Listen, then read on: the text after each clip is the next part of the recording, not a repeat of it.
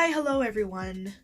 Here comes another one of my opinion videos. Before doing this one, I just want to let y'all know that at this point I'm no longer working because of my health conditions. I've just started this recording and you will probably hear me get out of breath after about 15 minutes or so worth of attempts because that's what I'm noticing. It's been great. It's been grand. Can you tell that's a lie? Can you? Awesome. So I was going to bring that up just because of the fact that this does mean that I have been producing a lot more art outside of the stuff that I've been doing for these posts, basically. So I may end up throwing in some extra videos aside from the weekly one that I want to be able to maintain. So with all that said, let's move on to the posts that I'll be reading off. So this particular post was made on June 3rd, and it's a response to multiple things I was seeing, multiple videos that I was seeing on my timeline, where a specific quick trip location in my town got overrun by a huge crowd of people. So I hinted at this before, but everything going on down in town right now is directly because of the president and the media talking about the protests turning into riots and looters from day one. Trayvon Martin and Ferguson didn't lead to this shit because they at least had the decency to say there was looting among the protests. Still not great, but that is the key difference here. When you frame all protests as rioting or looting and don't even hint at there being a difference in your headlines, it leads to the conversations we've been seeing these past few weeks where people justify rioting as a form of protest. Granted, it can be. I can even concede that the destruction of the police precinct those officers came from may well have been a form of protest. But when the media chose to describe the looting of Target and other non-related businesses as a form of protest, it led to people's arguments for rioting being a part of protesting, and that rioting was linked to looting, even though that was an example of people taking advantage of civil unrest. This in turn has led others with similar mindsets to feel that as long as they claim it's a protest, even if they barely care about the issue, the looting is justifiable in that case. There's a cause and effect going on here that goes beyond the Black community being tired of persecution. There's another facet of this where now we are being gaslit and asked, what's the point of this? For those in our community who have been infected by the idea that looting an unrelated business is justifiable. Our right to be angry and upset has been questioned from day one because of how the media chose to report things. I'm not going to say the media knew this would happen if they reported things the way they did, because honestly, they 100% didn't care. They just cared about the revenue.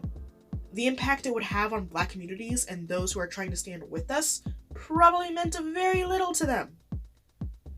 I'm just so damn sick of people looking at looters and saying, you're not protesting right, instead of, those aren't protesters, those are people taking advantage of the situation.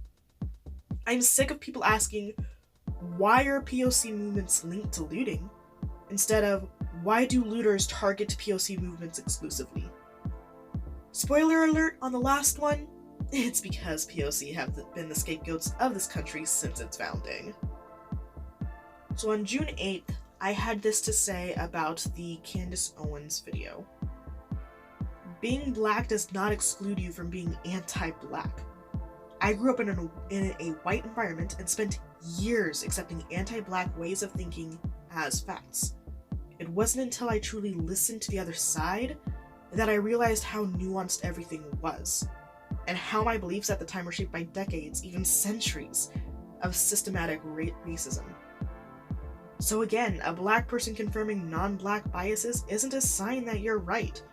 It just means they are as misled as any other individual with subtle anti-Black thought patterns. And honestly, this doesn't just go for people. This next part is something that I didn't include in the post, but this doesn't just go for people like me who grew up specifically in non-Black communities and took on the anti-Black sentiments of that community. That doesn't just go for me. Like, for example, Morgan Freeman, who is being used by white people as a quote for, in order for racism to no longer be a problem, we have to not acknowledge it, right? So that's an example, in my opinion, of a Black person who's very likely been spending the majority of his time at this point, the majority of his years at this point, in a non-Black community with other people who have spent years outside of a Black community and who haven't really revisited Black community sourced voices. That's an important aspect, an important thing to keep in mind, because the thing of it is, when you are submerged in a culture and community that constantly excuses and makes excuses for any form of racism, you are going to end up developing those ideas. You are going to end up going at Black issues from that standpoint. You are going to naturally start to see just the surface level issues and not acknowledge the deeper things behind those surface level issues, like the issues that Candace is focusing on, for instance, is the issue with Black fathers being in jail. I saw another video where she was talking about that extensively, right? And the thing of it is, in order to really address that problem, like saying, oh, we need to build a culture of success, well, yeah, that's all well and good, but you also have to acknowledge the roadblocks that have been put in place for decades in order to keep Black people from being successful. And saying, well, it's not like that anymore, doesn't work. It doesn't work. Refusing to acknowledge that is still something that affects Black people doesn't work. But that's exactly what white specifically, because like that's the community that I have most experience with, that's exactly what white communities do. They look at the surface level issues, the police brutality, the gang violence, the Black fathers in jail, fathers and mothers really in jail, the drug use. They see those surface level issues, but they either don't take the time to see the years and decades and centuries worth of anti-Black sentiment and anti-Black policies that have led up to that point. They ignore all of that, or they make excuses for all of that to try to say, well, it shouldn't matter because that's not an issue now. That's not what's going on now. That is the white community's mindset. And when a Black person is in a white community, a white environment long enough, they can start to adopt that mindset if they don't take the time to make sure that they are still having a connection to a purely Black community. For me personally, when I first started realizing that all the microaggressions that were made towards me as a kid, all of the outright racist things that were made towards me as a kid were not okay.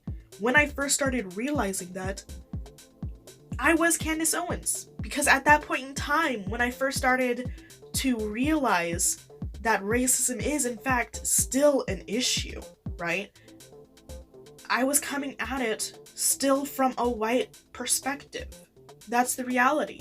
It wasn't until I started to get into contact and get into really just immersing myself in Black communities and, in a way, Black culture, like basically seeing the other side of things from people who grew up within Black communities through an online source, through online communities. It wasn't until then that I realized I truly learned my own history. I truly realized my own history and the different things that led up to the childhood that I had. So, to reiterate here, a black person justifying or echoing back a racist ideal or an anti-black ideal does not make that idea or ideal correct. It just means that they have been brainwashed, they have been affected by the environment that they are within so deeply that they can't see the forest for the trees.